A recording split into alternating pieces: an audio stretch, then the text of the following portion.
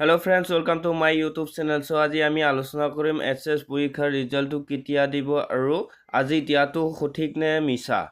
So আপোনালোকে এই তথ্য জানিবৰ কাৰণে আপোনালোকে মোৰ ভিডিওটো সম্পূৰ্ণ চাওক, তেতিয়াহে আপোনালোকে জানিব পাৰিব যে আজি ৰিজাল্ট দিয়াটো সত্য নে অসত্য। সো যদি আজি ৰিজাল্টটো নিদিয়ে তেতিয়াহ'লে কেতিয়া দিব, কোন তাৰিখে ৰিজাল্টটো দিব, সেই কথাটো আপোনালোকে জানিবৰ বাবে আপোনালোকে মোৰ ভিডিওটো সম্পূৰ্ণ চাওক, তেতিয়াহে আপোনালোকে সম্পূৰ্ণ তথ্যটো বুজি পাব।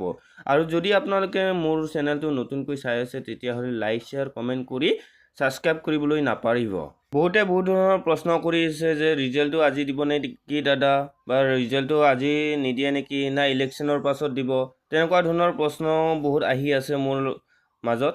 সো সেইকাৰণে মই আপোনালোকক এই ভিডিওটো বনালোঁ, আপোনালোকে সহযোগ কৰিব, লাইক শ্বেয়াৰ কৰিব, তেতিয়াহে মোৰ আকৌ নেক্সট টাইমত ভিডিও বনাবৰ কাৰণে সাহস এটা পাম। এতিয়া আমি ডাইৰেক্ট অফিচিয়েল ৱেবছাইটত আহিলোঁ। অফিচিয়েল ৱেবছাইটত আহি আমি দেখিলোঁ যে আমাৰ যিটো ৰিজাল্ট ডেট হয়, ৰিজাল্ট ডেটটো ইতিমধ্যে আমাৰ 22ৰ পৰা 30 এপ্ৰিলৰ ভিতৰত দিয়াৰ সিদ্ধান্ত লৈছে। ঠিক আছে, চ' 22ৰ পৰা 30 এপ্ৰিল বুলি কওঁতে এতিয়া আজিতো 24 তাৰিখ হৈ গ'ল।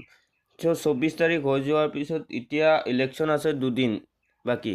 ঠিক আছে, হয়তো অহাকালিও দি দিব পাৰে, নাইতো 30 তাৰিখে লাষ্ট খাটাং দিব পাৰে ৰিজাল্টটো। ঠিক আছে, ইয়াৰ আগতে আৰু ৰিজাল্টটো নিদিব। যদি বাই চান্স যদি কালি নিদিয়ে, ইলেকশ্যনৰ পিছৰ 30 তাৰিখেহে আপোনালোকে ৰিজাল্টটো সঠিকভাৱে পাই যাব। ঠিক আছে, আছাম হায়াৰ ছেকেণ্ডাৰী এডুকেশ্যন 2024 এইটো।